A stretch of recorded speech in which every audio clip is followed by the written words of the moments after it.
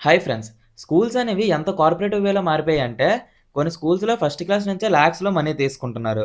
పోనీ అంత తీసుకొని ఏదైనా నేర్పిస్తున్నారా అంటే, చిన్నప్పటి నుంచే కాంపిటేటివ్ రేస్‌లో వాళ్ళని పడేసి, పాఠాల్ని అర్థం చేసుకోవడం కన్నా బట్టి పట్టడమే నేర్పిస్తున్నారు. చివరికి పొజిషన్ అనేది ఏ విధంగా మారిపోయిందంటే, మన ముందు ఎవరైనా స్కూల్స్ యొక్క సిస్టమ్ గురించి మాట్లాడితే, మనకి డిస్కస్ చేసేంత ఓపిక కూడా లేకుండా ఒక ఇరిటేషన్‌లా ఫీల్ అవుతున్నాం. ఇలాంటి సమయంలో మనం ఎప్పటికప్పుడు ఆలోచించే ఉంటాము. అసలు మొదటి స్కూల్స్ అనేవి ఎప్పుడు ఎందుకు నిర్మించారు అని చెప్పేసి. సో, మనం ఈరోజు దీని గురించి తెలుసుకుందాం. ఈ జాబితాలో చెప్పే ప్రతి ఒక్క స్కూల్‌ని కొన్ని వందల సంవత్సరాలు గడిచినప్పటికీ, ఈ రోజుకి కూడా ఎంతోమంది విద్యార్థులు చదువుకుంటున్నారు. అండ్ వాటి గురించి చెప్పడానికి చేస్తున్న ఈ ప్రయత్నం మీకు గాని నచ్చినట్టయితే లైక్ రూపంలో తెలియజేయండి. అండ్ కంటెంట్‌లోకి వెళ్ళిపోతే, ఈ జాబితాలో మనం మొదట చెప్పుకోబోయే స్కూల్ వచ్చేసి ఎస్‌టి జార్జ్ స్కూల్, చెన్నై. సుమారు 300 ఏళ్ల పూర్వం అంటే 1715. ఆ సమయంలో చెన్నైలో నిర్మించిన ఈ స్కూల్ అనేది మన దేశంలో అతి పురాతనమైన స్కూల్. మరియు ప్రపంచంలో పురాతనమైన స్కూల్స్‌లో ఒకటి. ఇల్హుయేల్ అనే ఒక బ్రిటిష్ మర్చెంట్ ఎక్కువ మొత్తంలో డబ్బులు దానం చేసిన కారణంగా ఈ స్కూల్‌ని నిర్మించారు. కానీ ఇక్కడ ఆశ్చర్యం కలిగించే విషయం ఏంటో తెలుసా? ఇది మనం చదవడానికి నిర్మించింది కాదు. కేవలం అప్పుడు మద్రాసులో ఉండే బ్రిటిష్ అఫీషియల్స్ యొక్క పిల్లలు ఉంటారు కదా! వాళ్ళు చదవడం కోసం మాత్రమే దీన్ని నిర్మించారు. మరో కారణం ఏంటంటే క్రిస్టియానిటీని కూడా చుట్టుపక్కల స్ప్రెడ్ చేయడం కోసం దీన్ని నిర్మించారు.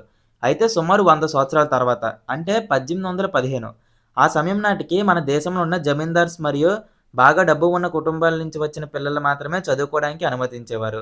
అలా మరికొన్ని సంవత్సరాల తర్వాత అంటే 1850 ఆ సమయం నాటికి ఇండియన్స్‌ని కూడా చదువుకోవడానికి అనుమతించారు. సుమారు 21 ఎకరాల్లో ఉన్న ఈ స్కూల్‌ని ఈ రోజుకి కూడా నడుపుతున్నారు. అండ్ 1500 వరకు స్టూడెంట్స్ చదువుతున్నారు. Bishop Haber secondary higher school. ఈ స్కూల్ అనేది 1763లో నేడు తమిళనాడులో ఉన్న త్రిచిలో ప్రారంభం చేయబడింది. ఈ స్కూల్ అనేది చాలా విధాలుగా సేవ చేసింది. ఎందుకంటే మొదట ఇక్కడ సోల్జర్స్ ఉండేవారు. దాని తర్వాత క్రిస్టియానిటీని టీచ్ చేయడం కోసం దీన్ని వాడారు. దాని తర్వాత హాస్పిటల్ కింద కూడా కొంతకాలం వాడారు. అండ్ చివరికి ఒక ఎడ్యుకేషన్ ఇన్‌స్టిట్యూట్‌గా మార్చారు. ఈ రోజు కూడా ఈ స్కూల్ రన్ అవుతుంది. సుమారు 1300 మంది వరకు స్టూడెంట్స్ చదువుకుంటున్నారు. ST John school, త్రిచి.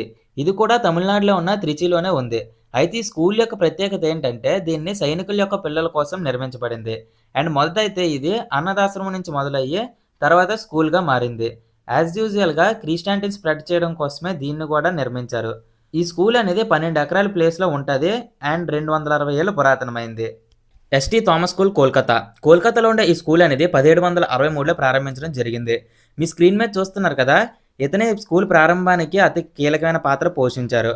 అయితే ఇతను ఒక క్రిస్టియన్ మిషనరీ. క్రిస్టియానిటీని స్ప్రెడ్ చేయడం కోసమే ఈ స్కూల్‌ని కూడా ప్రారంభించారు. 18వ శతాబ్దంలో ఎప్పుడైతే ఈస్ట్ ఇండియా కంపెనీ యొక్క హవా అనేది కలకత్తాలో బాగా జరిగిందో, ఈ స్కూల్ కూడా బాగా ప్రసిద్ధి చెందింది.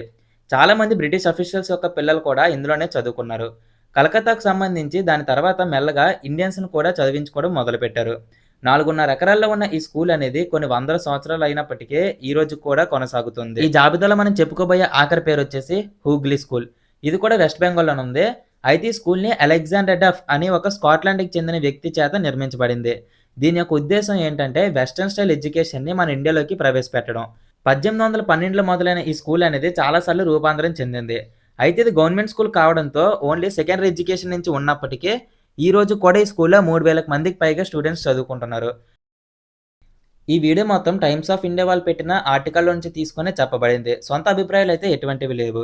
దీని యొక్క లింక్ కూడా డిస్క్రిప్షన్‌లో ఇవ్వడం జరిగింది. ఇంట్రెస్ట్ ఉన్న వాళ్ళు చూడవచ్చు. ఈ వీడియో ఇప్పటివరకు చూసిన వాళ్ళలో కొంతమందికి కొన్ని డౌట్స్ రావచ్చు. అసలు ఈ స్కూల్స్ అనేవి కేవలం మద్రాస్ మరియు కలకత్తాలోనే ఎందుకున్నాయని చెప్పేసి. ఆ రోజుల్లో ఈస్ట్ ఇండియా కంపెనీ యొక్క హవా అనేది బాగా ఈ 2 ప్రాంతాల్లోనే ఎక్కువగా ఉండేది. సో, అందుకే స్కూల్స్ కూడా ఇక్కడే ఎక్కువున్నాయి. మీరు గమనించినట్టయితే ఈ 5 స్కూల్‌ని ఓపెన్ చేయడానికి కామన్ రీజన్ ఏదైనా ఉందా అంటే క్రిస్టియానిటీని స్ప్రెడ్ చేయడం. ఆ రోజుల్లో ఎడ్యుకేషన్ సిస్టమ్ కూడా ఇలాగే ఉండేది.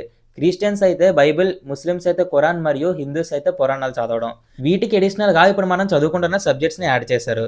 గానీ కాలం గడుస్తుండగా అవి పక్కన పెట్టేసి ఇవే మెయిన్ సబ్జెక్ట్స్ అయిపోయాయి. అండ్ ఇప్పుడు ఈ మెయిన్ సబ్జెక్ట్స్ మాట పక్కన ఉంచితే అవన్నీ స్టోరీస్ అని చెప్పేసి మళ్ళీ కొంతమంది అయితే బ్లేమ్ చేస్తున్నారు. ఇంతవరకు వీడియో చూశారు కాబట్టి దీని యొక్క అభిప్రాయాన్ని మాత్రం ఖచ్చితంగా కామెంట్ చేయండి. అండ్ వచ్చే వారం మరొక వీడియోతో కలుసుకుందాం. బాయ్.